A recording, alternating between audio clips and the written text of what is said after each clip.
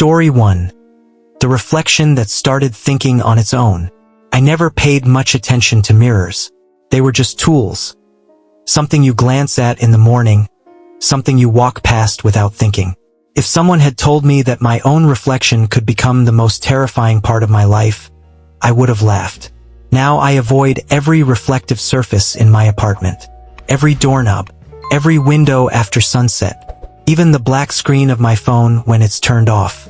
But let me start from the beginning, back when everything still made sense. It was a Tuesday. Boring, quiet, nothing special.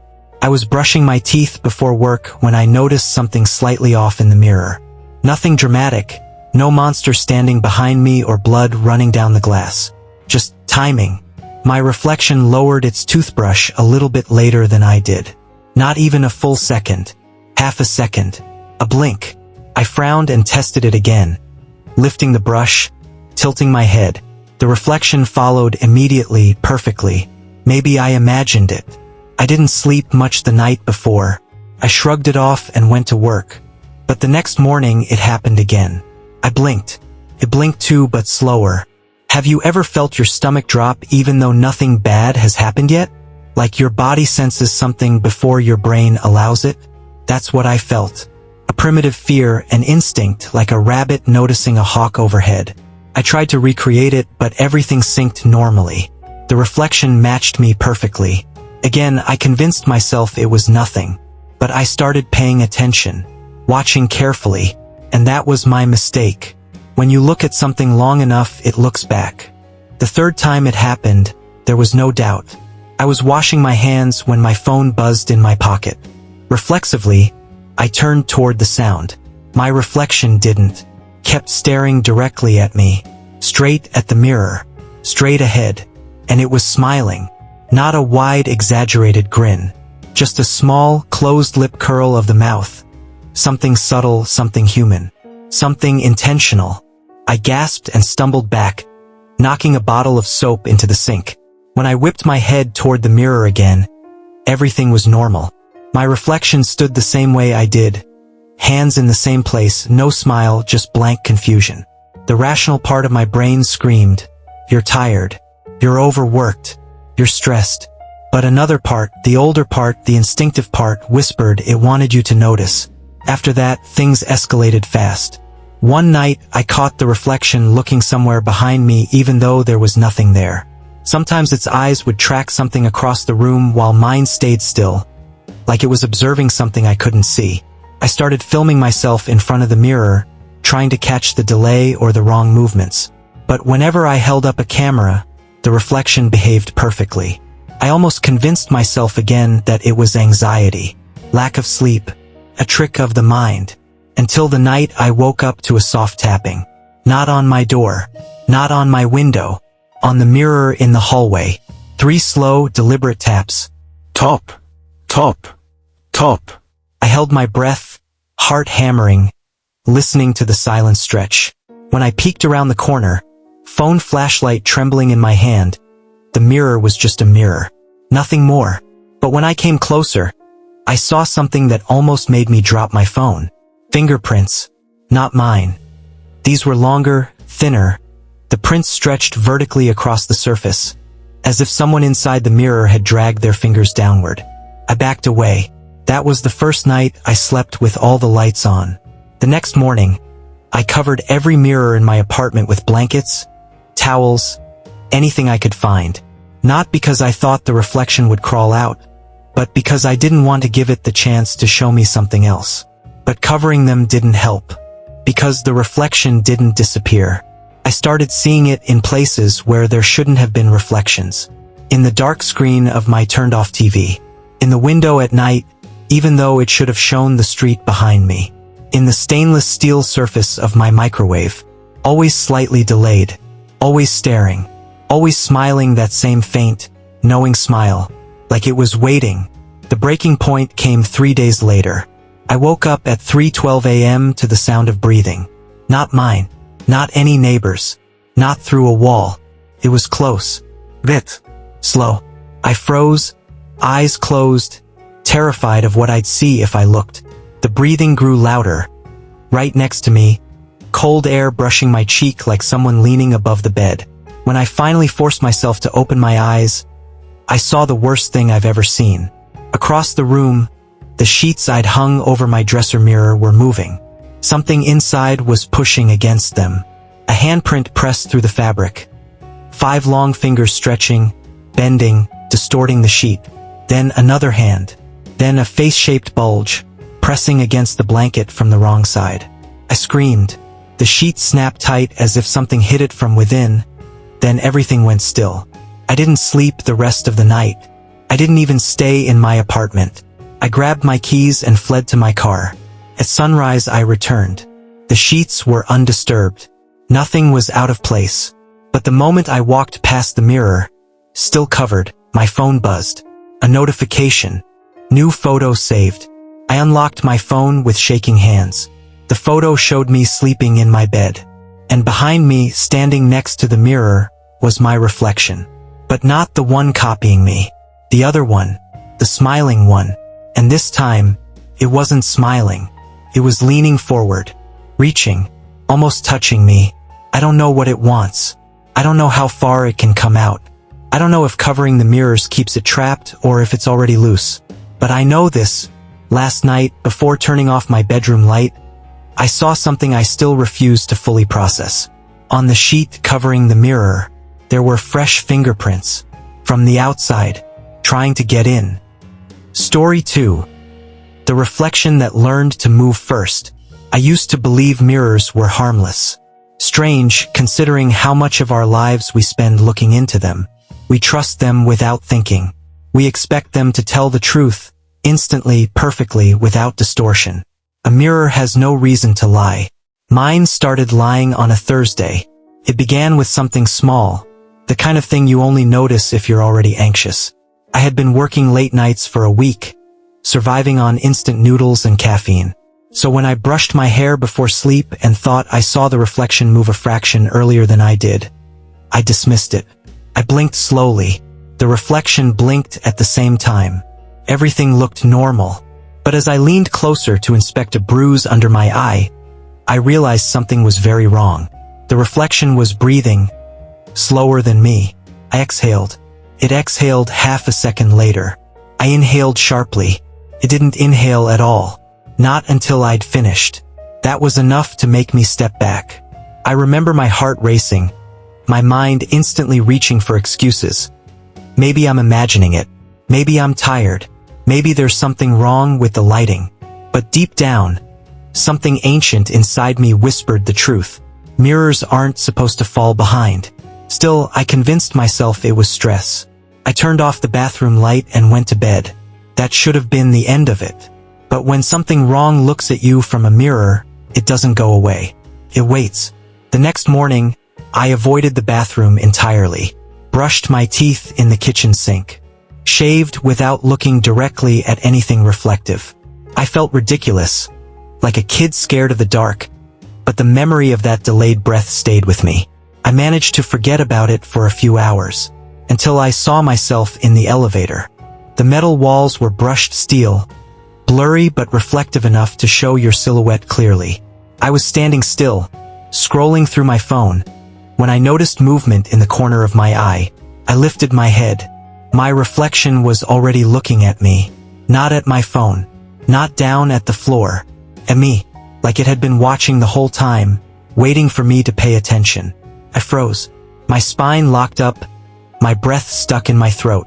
I didn't dare move. I didn't want to see if it would lag again, or worse, move first. The elevator doors opened. I stepped out. My reflection stayed one fraction of a second longer. Just enough for me to register it. Just enough for me to panic. I didn't go to work that day. I went home and covered every reflective surface I could find. Mirrors, windows, my computer monitor, even the glass on picture frames. Anything that could show a reflection. But reflections don't need mirrors. They only need you. That night I had trouble sleeping. Every sound felt louder. Every shadow seemed deeper. I lay in bed staring at the ceiling, praying the darkness wouldn't pull itself into a shape. At some point I drifted off. When I woke up, it wasn't gradual. It was a violent jolt. like something inside me screamed, "Wake up." My bedroom was silent. Too silent. Normally, I could hear the faint hum of my fridge or the distant traffic outside. But this was the kind of silence that presses on your ears. And then I heard it. A faint clicking sound, like nails tapping glass. I sat up slowly. My heart hammered so loudly I could hear the blood pumping in my ears. The sound came again. Click, click, click. My pulse spiked. I turned my head toward the bathroom door, the only room I hadn't covered completely. There, in the doorway, I saw a thin line of light. The bathroom light was on. I hadn't turned it on. Something was in there. I stood, legs trembling, and stepped closer. Each footstep felt like I was walking into something ancient and hungry. When I reached the doorway, I took a deep breath and peeked inside. Every mirror was covered, except one. The small handheld mirror I kept in a drawer was lying on the counter, uncovered and perfectly angled toward me. My reflection was already in it, standing behind me, but I hadn't entered the room yet. My chest tightened. I forced myself not to look behind me, instinct screaming that whatever was reflected didn't match what stood in the doorway. The reflection leaned sideways, as if trying to see me better. I didn't move. I smiled. A slow, deliberate, almost gentle smile. Not cruel. Not mocking. Curious. Like it was studying me. I reached for the towel hanging next to the sink, trying to cover the mirror without breaking eye contact. My hand shook. The reflection's hand didn't. It stayed perfectly still. But just before the towel dropped over the glass, I caught something I wish I hadn't. Another face behind my reflection, pressed against the darkness of the mirror world. Smiling too.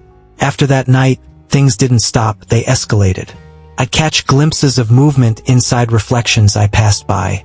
Not my reflection, but something behind it. Something moving deeper in the mirror, like a shadow walking down a hallway that didn't exist in my world. Sometimes my reflection would be a bit too tall, or a bit too close to the glass. Once, I swear its eyes were completely black for a fraction of a second. I thought I could avoid it by staying away from anything reflective, but it found ways around that. The blank screen of my phone, puddle on the street after rain, the darkened window of a passing car. Everywhere I went, I felt it waiting for me to look. And then came the night it finally moved first. It was raining. The storm was loud enough that I couldn't hear my own thoughts, which was exactly what I wanted. I sat in the living room with the lights off, trying to convince myself that this was temporary, that people hallucinate from sleep deprivation, that I wasn't losing my mind. Lightning flashed, and in the reflection on the window across the room, I wasn't sitting. I was standing, right next to the glass, right behind my own reflection. I shot up from the couch so fast I knocked over the table. The reflected version of me didn't move, stayed standing tall, rigid, unnatural. Then lightning flashed again. His head tilted. Mine didn't. Its mouth opened, slowly, like it was trying to speak. My breath caught in my throat. I stepped back, but the reflection leaned forward, its face pressing closer to the glass until its features blurred from the pressure. Then it whispered, or maybe the sound came from inside my head. I still can't tell. Let me catch up. The window went dark again. I didn't wait for another flash. I closed the curtains and ran to my bedroom. But the moment I flicked on the light, I froze. My covered mirror was uncovered. The sheet lay neatly folded on the floor. And in the mirror, my reflection wasn't looking at me. It was looking behind me. Slowly, terrified, I turned. Nothing was there. But when I looked back at the mirror, my reflection was gone. The glass was empty. Completely empty. A blank room with no me in it. Then something stepped into frame. Not me. Not like me. Taller. Thinner. Wrong. It placed a hand on the inside of the glass, and the surface rippled like water. And then, it blinked. Slowly. Deliberately. 1 second too late. Just like the first time. Except now, it wasn't imitating. It was watching. Waiting. Choosing its moment. And I think, God, I hope I'm wrong. I think it's trying to take my place. Story 3. The reflection that wanted to take my place. I don't know when my reflection first decided it wanted my life more than I did. I only know the exact moment I realized it. It was a Thursday night, around 2:14 a.m., when I walked past the hallway mirror half asleep. I wasn't even looking at it, but I felt something, the kind of instinct you get when a spider crawls across your arm before you see it. A sudden cold, like breath on the back of my neck. I turned my head. My reflection was standing exactly where it should be, wearing my expression, my posture, everything. But its eyes didn't match my tired, half-closed ones. They were wide open, alert, focused. It wasn't copying me. It was watching me. I froze. Slowly, almost afraid to test reality, I raised my hand. The reflection raised its hand too, but not at the same time. It hesitated. Less than half a second. Barely noticeable. But it was there. A delayed echo of movement. And when our hands lined up perfectly again, its mouth curled up in a smile I definitely wasn't making. I backed away, but it didn't stop smiling until I was fully out of sight. The reflection started training. Over the next few days, I tried to convince myself I'd been exhausted, hallucinating, stressed. Anything. I avoided mirrors completely. I shaved with the bathroom lights off. I brushed my teeth using the camera reflection on my phone instead. But the reflection didn't care if I chose not to look at it. It started preparing. I noticed it first in my peripheral vision. Anytime I walked by the hallway, I could swear something in the mirror shifted just a little too quickly to be coincidence. Like someone trying to stand still right when you turn your head. Then came the sounds. Soft, delicate taps from inside the glass. Sometimes it was a fingernail gently scraping. Sometimes it sounded like knuckles brushing along the inside of the surface. Once, when I walked past it at night, I heard breathing, deep, slow, controlled breathing, but my own chest wasn't moving. It was practicing. Something. Breath control? Movement timing? I don't know. But whatever it was doing, it was getting better. The first time it spoke. It happened on the 5th night. I was brushing my teeth in the dark. Like always, my eyes fixed on the sink. I kept my face lowered. I didn't want to see anything unintentionally. And then I heard it. Look at me. I froze. The voice didn't come from behind me or beside me. It came from inside the mirror. Low, confident, warm even, like it had been practicing speaking for a very long time. My throat tightened, and I spat toothpaste into the sink. I kept my head down, refusing to meet its eyes. You can't avoid me forever, it whispered. We're too close now. I backed away, shaking, blindly reaching for the light switch. The bathroom lit up, and the reflection wasn't facing me. It had turned its head slightly, like it was listening to something behind the glass. Then it slowly returned its gaze to me, directly at me, and I watched its expression morph from neutral to annoyed, as if I had interrupted it. The night it made its move, I started sleeping with the mirror covered. I taped blankets over every reflective surface in the apartment. But around 3:27 a.m. that night, I woke up coughing. There was dust in the air, dry plaster dust.